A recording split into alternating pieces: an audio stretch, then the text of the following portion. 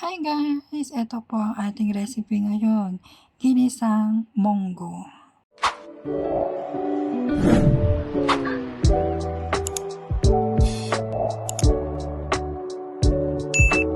So, ito na nga guys ang ating monggo. So, pakukulan ko siya hanggang sa maluto. So, ayan, nag-add din po ako ng asin. Ganito po ako luto ng monggo. Naglalagay po ako ng asin pag pinapakuluan ko. Isa ito na nga guys ang ating ingredients. May dahon ng sili. Ito yung pork belly natin na chop na natin. And then ito yung alamang. So ito yung bawang natin, sibuyas, luya at kamatis. So ito po ang ating ingredients guys. Ito yung gagamitin natin sa paggigisa. So ayan na nga guys, kumukulo na ang ating munggo. So, yan. So, habang nagpapakulo tayo ng munggo, magigisa muna tayo guys. So, ito na nga, nilagay ko na yung karne sa ating kawali. Hindi na ako naglagay ng tubig dyan sa karne. Kusang tutubig at magmamantika po yan. Konti lang po yung taba kaya mag-a-add din po tayo dito ng mantika. So, ito na nga guys, yung munggo natin okay na siya. And then, ito na yung karne natin, lagyan natin ng mantika. So, lutuin natin yung karne. Yan, naglagay din po ako ng asin. So, ayan, lutuin yung karne hanggang sa maging brown siya.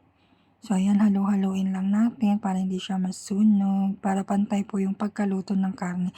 So, ito na nga guys, ang ating munggo. Ready na po siya. Ayan. So, ito na yung karne natin and then lalagyan ko na ng luya at bawang. So, igisa lang muna natin guys. Ayan.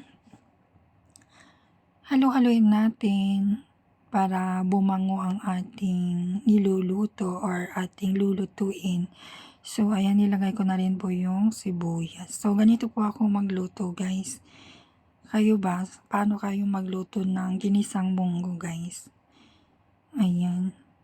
And then, ayan, okay na po siya. So, igigisa ko rin po yung alamang natin. So, ayan. Ayan, halu-haluin ko lang po para maluto at mabango ang ating alamang. And then, lalagay natin yung kamatis. So, yung kamatis is lulutuin muna natin bago natin ilagay yung munggo natin. So, ayan. Ang bango niya, guys. So, ayan, okay na po ata yung kamatis natin. Konti pa. Yan, halu-haluin lang. And then, ayan. Nalikot ng kamay ko, guys. Wala kasi yung ano ko. So, ilalagay na natin yung munggo. Ayan. 'Di ba? So, ganito ako magluto ng munggo, guys. So, haluin natin. Siyempre, nag-add ako ng konting tubig dyan, guys. Pasensya na malikot yung kamay ko. Ayan, kumukulo na. Then, lagay na natin yung dahon ng sili.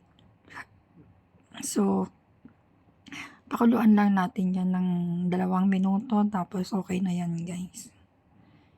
Ayan. Haluin natin.